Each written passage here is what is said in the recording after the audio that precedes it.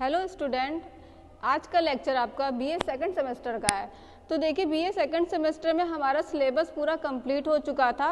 जब हमने आपको सिलेबस बता रहे थे तो मैंने सिलेबस के दो पार्ट किए थे, एक सेक्शन ए और एक सेक्शन बी। तो सेक्शन ए में टेक्सटाइल का सारा पोर्शन था, जिसके अधिकतर वीडियो हमारे यूट्यूब चैनल पे पड़े हुए हैं। तो हमने सेक्शन बी से स्टार्ट किया है। तो सेक्शन बी में हम पहला वीडियो जो है हमारा वो हमने लिया है रिसोर्सेस सेक्शन बी से, ठीक है। तो आज के लेक्चर में हम इसको ही पूरा कवर करेंगे। तो देखिए रिसोर्सेस की मीनिंग क्या होती है? साधन। आप जब 6th क्लास में, 7th में, 8th में आपने कहीं ना कहीं ये चीज़ पढ़ी होगी कि जो हमारे साधन होते हैं वो बहुत ही ज़्यादा सीमित होते हैं और जो हमारी आवश्यकताएं होती हैं वो असीमित होती हैं। और इन्हीं साधनों के इन साधनों का उपयोग करके हम अधिक से अधिक अपनी आवश्यकताओं की पूर्ति करते हैं। ठीक है स्टूडेंट, आपको समझ में आ रहा है? अगर आपको कुछ ना समझ में आया करे तो आप कॉलेज आके क्लास में मुझसे सारी चीज़ें डिस्कस कर लिया करिए। तो देखिए, जो गृह व्यवस्था का तात्पर्य होता है साधनों का सदुपयोग तरीके से इसका उपयोग करना। क्योंकि देखिए जो हमारा पहला, जो इसकी विशेषता हमारा जो पहला है वो यही है कि साधन सीमित होते हैं। अगर साधन असीमित होते तो हमें कोई भी व्यवस्था करने की आवश्यकता ही नहीं पड़ती, क्योंकि जब हमारे साधन असीमित हैं तो आवश्यकता कितनी भी हो सारी की सारी पूर्ति हो जाएगी। लेकिन क्यों? क्योंकि साधन सीमित होते हैं और हमारी आवश्यकताएं असीमित होती हैं। और हमें ध्यानपूर्वक हमको अपने जो इन्हीं सीमित साधनों से अधिक अपने लक्ष्यों की हम पूर्ति करते हैं, अपनी आवश्यकताओं की हम लोग पूर्ति करते हैं। तो देखिए जो सबसे पहली इसकी विशेषताएं होती हैं साधन की, वो होती हैं साधन सीमित होते हैं। तो ये भी मैंने आपको बता ही दिया है। ये दो प्रकार के होते हैं, एक होते हैं गुणात्मक साधन, एक होते हैं गणनात्मक साधन। ठीक है, तो जो गुणात्मक साधन होते हैं वो गुणात्मक साधन जो होते हैं उनके जो गुणों में जो है विभिन्नताएं पाई जाती हैं। जो साधन होते हैं, जो साधनों के जो गुणों में इसमें विभिन्नताएं पाई जाती हैं और इनको जो है सरलता से नापना संभव नहीं होता है। और जो दूसरे साधन होते हैं वो होते हैं गणनात्मक साधन। तो जो गणनात्मक साधन होते हैं उससे ही आपको पता चलता है कि जिसकी गणना की जा सके। तो इसमें गणनात्मक साधन में हमारे बहुत सारे आते हैं।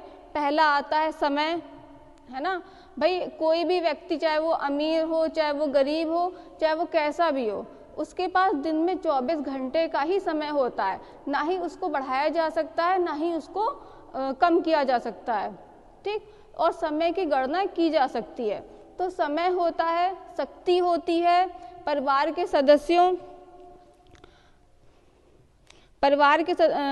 के सदस्यों की योग्यताएं होती हैं। ये सब क्या होती हैं? ये सब गणनात्मक में आती हैं।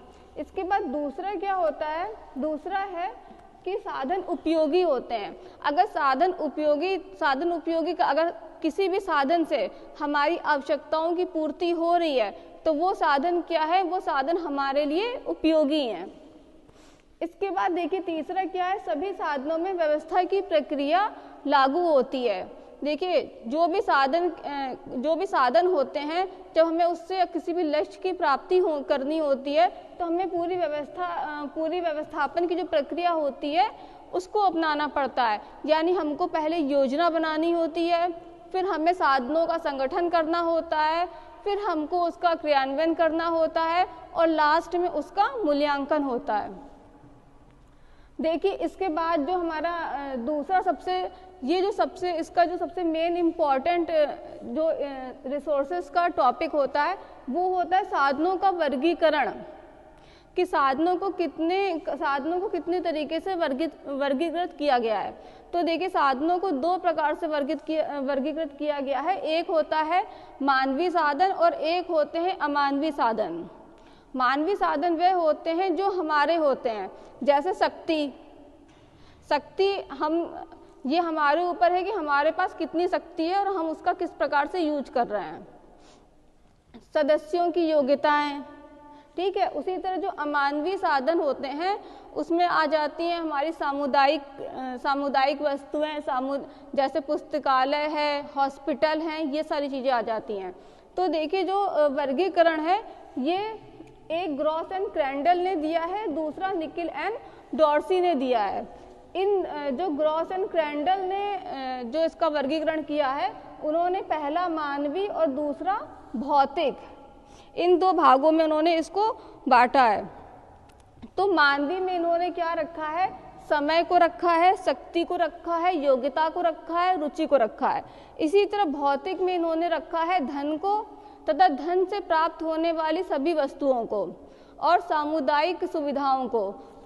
इसके बाद जो निकिल एंड डॉर्सी हैं, इन्होंने क्या किया है, इन्होंने जो इसका जो सबसे मेन इम्पॉर्टेंट जो वाक्य है वो ये है कि निकिल एंड डॉर्सी ने समय को मानवीय साधनों में ना रख के इन्होंने इसको अमानवीय साधनों में रखा है। ठीक है, ये पेपर में भी अधिकतर ये क्वेश्चन पूछा जाता है कि निकिल एंड डॉर्सी के अनुसार मानवीय साधन कौन कौन से होते हैं। तो इन्होंने क्या किया है, इन्होंने समय को मानवीय साधन में ना रख के अमानवीय साधन में रखा है। इन्होंने मानवीय साधन में योग्यता, रुचि, इन सब को रखा है। इसके बाद इन्होंने अमानवीय साधन में धन को रखा है, सामुदायिक सुविधाओं को रखा है और इन्होंने इसको समय को रखा है। ठीक है, तो ये आपका साधनों का वर्गीकरण हो गया।